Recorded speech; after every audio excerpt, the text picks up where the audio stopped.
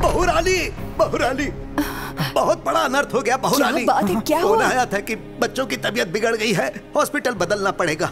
मैं और राजा हॉस्पिटल पहुंचे, लेकिन वहाँ तो बच्चे ठीक हालात में थे। पता चला किसी साजिश के चलते हॉस्पिटल बदल रहे हैं। मैंने और राजा ने उन्हें रोकने की बहुत कोशिश की, पर वो ज्यादा लोग थे। बच्चों के साथ साथ राजा को भी अपने साथ लेकर गए। बहुरानी, हमें तो यकीन है ये सब जीके की ही कोई चाल है। हाँ,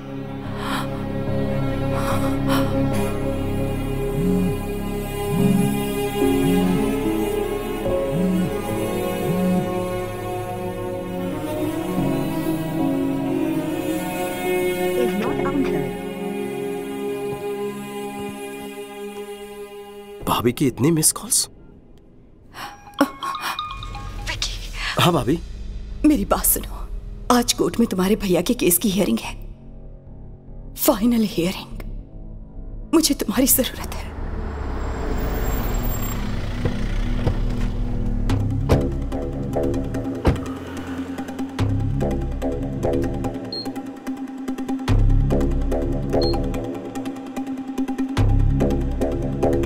भाभी, कोर्ट के बजाय यहाँ क्यों ले आई हो? क्या हुआ है भैया को? वक्त आने पर सब बताऊंगी, अभी तुम अंदर चलो। विक्की, वहां अंदर कुछ भी हो जाए, मेरी बात पूरी होने तक तुम कुछ मत कहना, समझ गए ना? हाँ। चलो।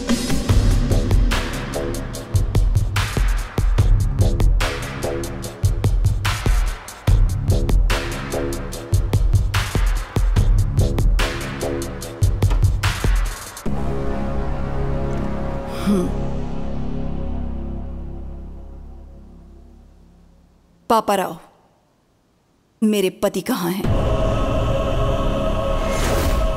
जवाब दीजिए कमिश्नर साहब। आज सजा मिलना तय था, इस डर से भाग गया होगा। कोर्ट का फैसला आते ही चूहे को उसके बिल से ढूंढ निकालेंगे। झूठ बोलने की भी हद होती है।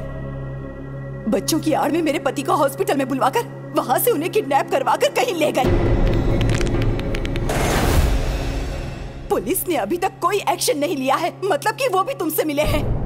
अब तुम्हें सच बताना ही होगा, कहाँ है मेरे पति? एक बार दामाद जी केस जीत जाएं, फिर मैं उसे भी ढूंढ निकालूंगा। वो शर्म की वजह से कहीं ट्रेन के सामने न कूद जाए। अब राजा राम का कोई बेटा तो है नहीं, उसकी चिता को आग देने का शुभ कार्य भी उसी के हाथों करवा लेना।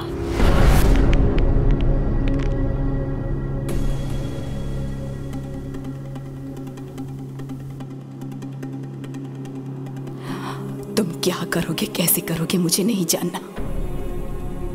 मैं कोर्ट में तुम्हारा इंतजार करूंगी, वो कहीं भी क्यों ना हो। 10:30 बजे उन्हें कोर्ट में लाना तुम्हारी जिम्मेदारी है। वो अगर केस हार गए तो मैं सह नहीं पाऊंगी, और वो भाग गए ऐसा इल्जाम बर्दाश्त नहीं होगा।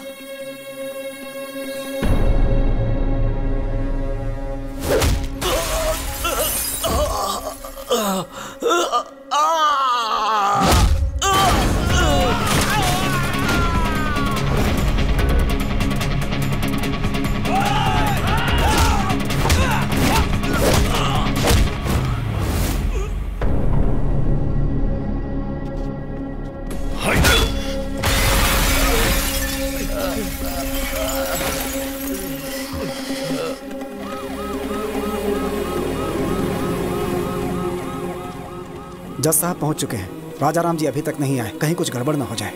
आप चिंता मत कीजिए, वो जरूर आएंगे। विकी उन्हें वक्त पर जरूर लेकर आएगा।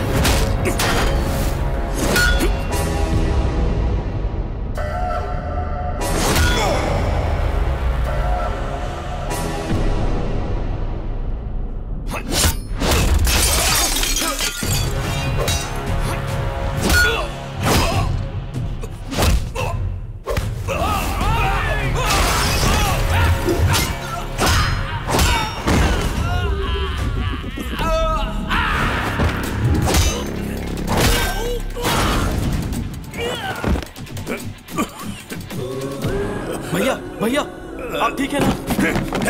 भैया, अगर एक कदम भी आगे बढ़ाया तो इन बच्चों को दोबारा नहीं देख पाएगा। हाँ? अरे आना,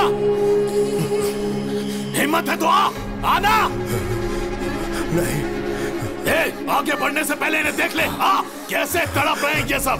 आजा।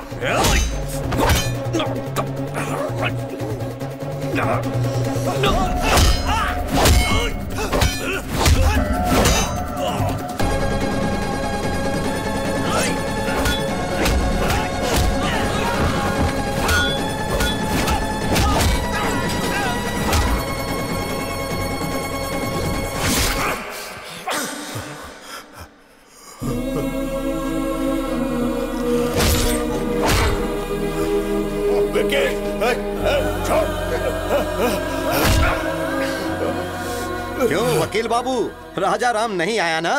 जाकर कोई और केस लड़ो। हेलो मैडम, तेरा पति भगोड़ा है, नहीं आया ना? भगोड़ा है वो, भगोड़ा। मसीहा बनने चला था इन बच्चों का और अपने भाई का। मेरे हर प्लान को तूने नाकामयाब किया। तेरे भाई को मारने के लिए मैंने गुंडे भेजे, उन्हें भी तूने कुत्तों की तरह मारा।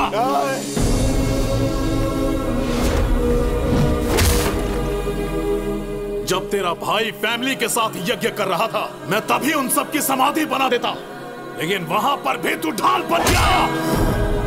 तेरी मौत किस तरफ से आएगी कोई नहीं जानता। मेरे रहते तू मेरी फैमिली को टच भी नहीं कर सकता, उनके चेहरे की खुशी नहीं मिटा सकता। मुझे चैलेंज किया था ना, मैंने जो शादी रुकवाई तूने वो भी करवा दी। समधी जी ने कहा है कि 2 दिन में एंगेजमेंट कर लीजिए। मुखर्जी को यहाँ बुलवाकर बैल राजू को भी हमने ही मरवाया, और तभी तुम्हारी कमजोर नब्ज मेरे हाथ लग गई।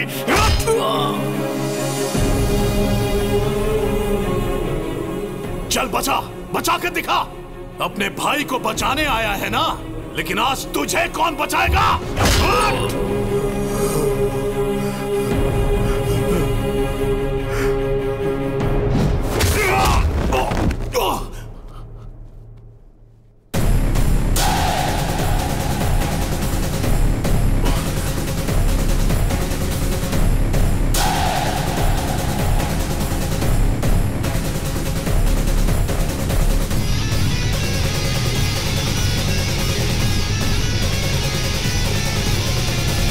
तो बिल्कुल सही था विकी।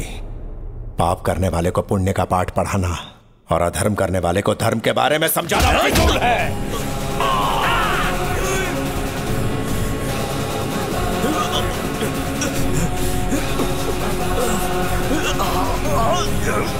बच्चों को मारेगा? हाँ?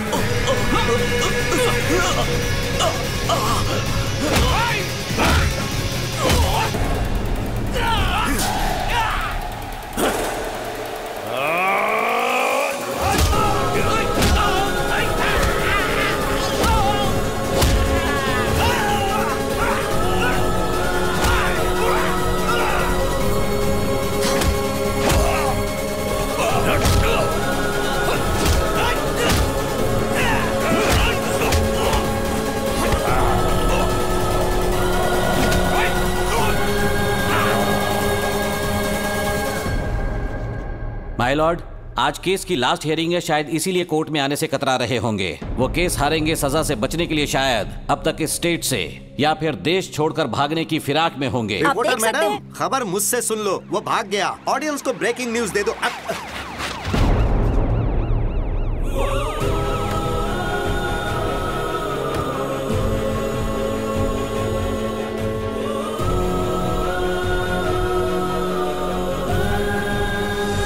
माय लॉर्ड, केस कोरी बयानबाजी से नहीं बल्कि पुख्ता सबूतों के दम पर ही लड़े जाते हैं। सबूत है मेरे पास। जीके के खिलाफ सारे सबूत इसमें हैं। राजू, मेरा नाम बैल राजू है। जीके ने मुझे पैसों का लालच दिया। अनाथ आश्रम में जो खाना भिजवाया गया उसमें जहर मैंने ही मिलाया, और राजा राम जी को भनक तक नहीं लगी। वो तो बेचारे देवता हैं, बेगुनाह हैं सर।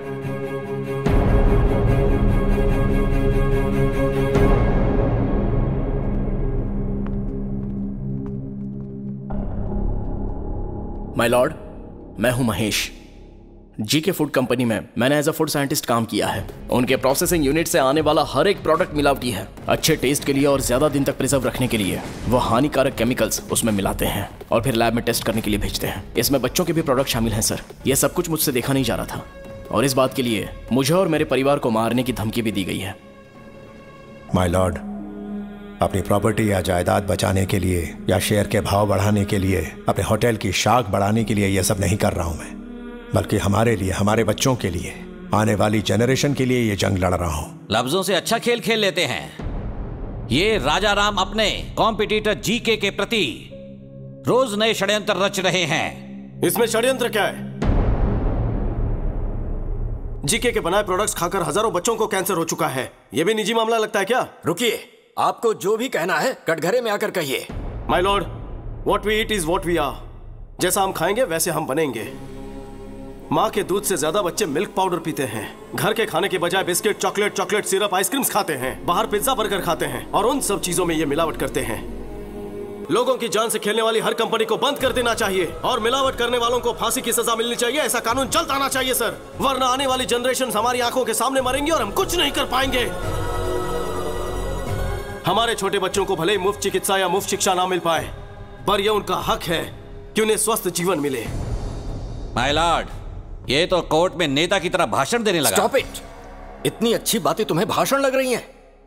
वो अपने स्वार्थ की बातें नहीं कर रहा, वो समाज की भलाई और हमारे भविष्य की बातें कर रहा है।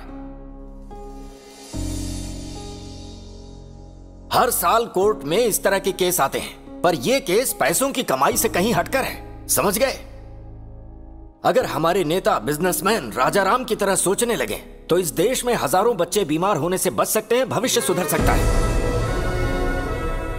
सबूतों और गवाहों को मद्देनजर रखते हुए जीके फूड्स को दोषी करार देती है और उसके हर एक प्रोडक्ट को बैन करती है। पुलिस को यह आदेश दिया जाता है कि वो फैक्ट्री को सील कर दे। साथ ही राजा राम पर लगाए गए सारे इल्जाम बेबुनियाद हैं और उन्हें बाइज्जत बरी किया जाता है। Court is adjourned.